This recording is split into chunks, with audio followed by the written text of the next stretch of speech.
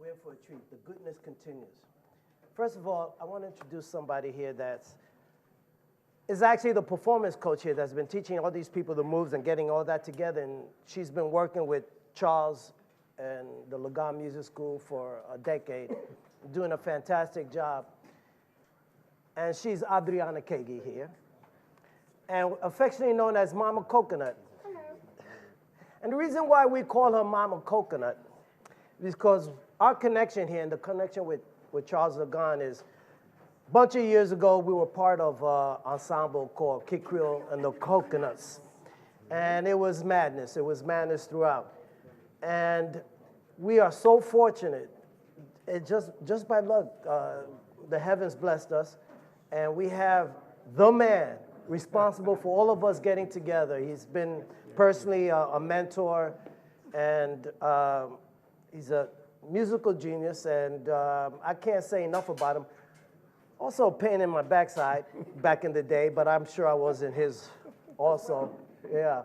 So, but we're very fortunate to have him here, and his name is Darnell, also known as Creole The Coconuts. The man right there, and I gotta give it up to you, brother. Thank you, Mundi. Thank you, thank you. I'm gonna punish you for that.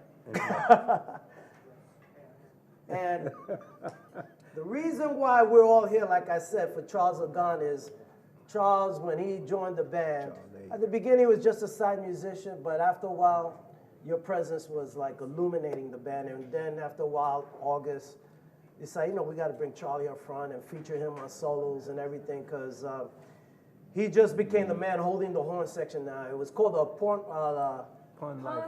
Pond Life, and Charles was the leader there. And can you believe that this guy showed up, man? He's from a pond. And August, man, what have you been doing? Everywhere I go, they say, whatever happened to Creole The Coconuts? And why are you sitting so far away from me? Yeah. I was sitting next to Charlie. We were just having a nice chat about life Okay. and the pursuit of happiness. Yeah. But the thing is that everywhere I go, people are always asking me, whatever happened to the band? You know, would you guys get together? What's going on with them? And I try to tell them what's going on with them, but since I got the man right here, what's been happening with you for the last 60 years? There's been talk of a reunion. No. Yeah. This guy used to be an English teacher, incredible lyricist. But he's speechless tonight. Right, and he performs like nobody else on stage. But right now, he's being that thorn in the backside I was telling you about. But seriously, August. There is talk of a reunion. Okay, but besides the reunion, Yeah. why did you bother coming here, man? Well, I came to support Charlie in the school, to tell you the truth, because I think it's incredible. I'm blown away by what he's done in 10 years, and that's why I'm here. So, Me too. yeah. Yeah, and ditto for me. And Charles, what has been the experience when you first joined the band? I mean, you're trained, you come from a whole school of knowing what was happening, and you run into someone like August and myself with no training or anything like that. And I mean, what did you think when you ran into us and doing our music? Well, we started at the recording studio up in Chapel Music, where you guys were doing productions, among other things, Yeah. other than just documenting copywritten material for Chapel. And what struck me is that your music was so fresh. It had such,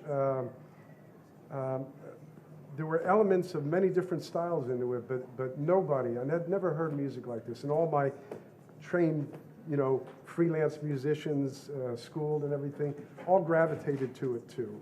It was just so fresh, and I keep saying that word because it really was.